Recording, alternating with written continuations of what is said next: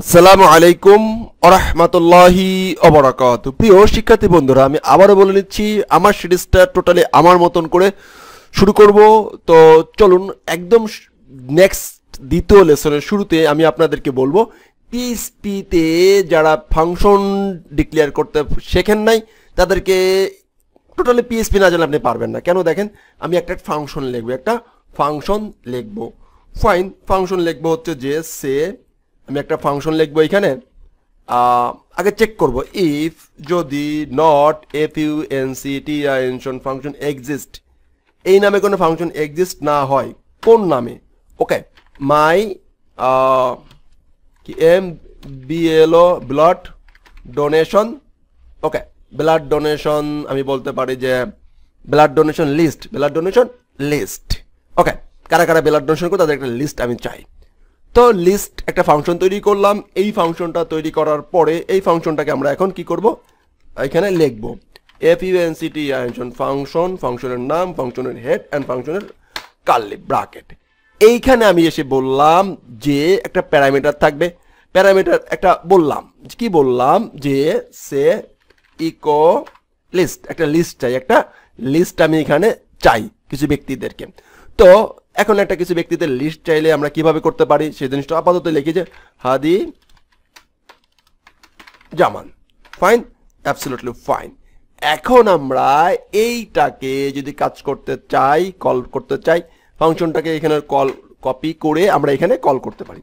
সে এখানে এইভাবে কল করতে হয়, ফাংশন এইভাবে কল করতে হয়, রাইট? Absolutely right. এখন এখানে কল করে দিলাম।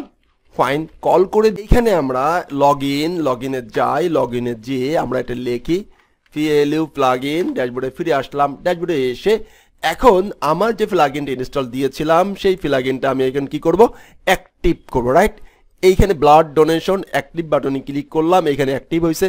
এবং আমরা যদি এটাকে একটু বড় করে জুম করতে চাই, এখানে হাদি জামানটা শো করছে, হাদি জামানটা এখানে শো করছে, যেহেতু সেইখানে ভিতরে রান হয়ে গেছে সেহেতু হাদি জামানটা শো করছে। আমরা চাইলে এখন এইখানে একটা অ্যারে টাইপের ইনফরমেশন দিয়ে দিতে পারি। তো দেখি পারি কি না। আমরা এইটাকে একটা ইনফরমেশন দিয়ে দিতে পারি। তো সে লিস্ট ইকুয়াল অ্যারের ভিতর করে হাদি কমা জামান, ফাইন, এগুলো দিয়ে দিলাম। ফাইন, রোজা, ফাইন দিয়ে দিলাম। এখন আমরা আর এটি রিটার্ন করলাম লিস্টটাকে, লিস্টটাকে রিটার্ন করে দিলাম। রিটার্ন করলে এখন এটাকে আমরা একটা ইকো করে ধরার চেষ্টা করি। ফাইন, এটা তো আবার এটা কি ইকো হবে না, সেজন্য আমরা একটু ভারডাম করি।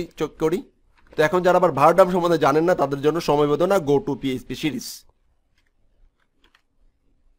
ওকে ফাইন, এটা আমিও বলছি একদম জিরো লেভেলদের জন্য কিন্তু না, যারা PHP ভালো জানেন, যারা থিম ডেভেলপমেন্ট মোটামুটি জানেন, যারা কাস্টমাইজেশন জানেন তাদের জন্য, যারা মোটামুটি ওয়ার্ডপ্রেস জানেন তাদের জন্য।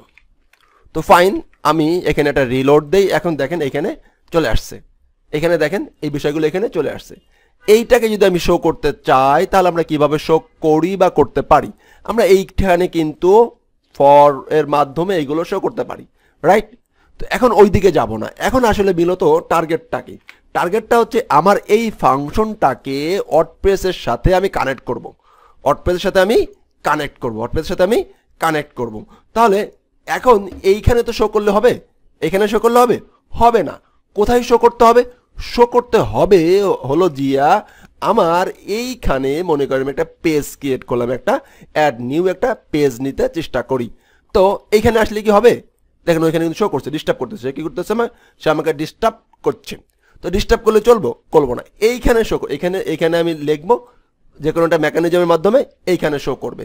তো এইটা কিভাবে করতে পারি সেই জিনিসটা আমরা নেক্সট পার্টে দেখব, যে আমাদের এই যে লিস্টটা শো হচ্ছিল এই লিস্টটা এইখানে কিভাবে শো করাইতে পারি। ধন্যবাদ।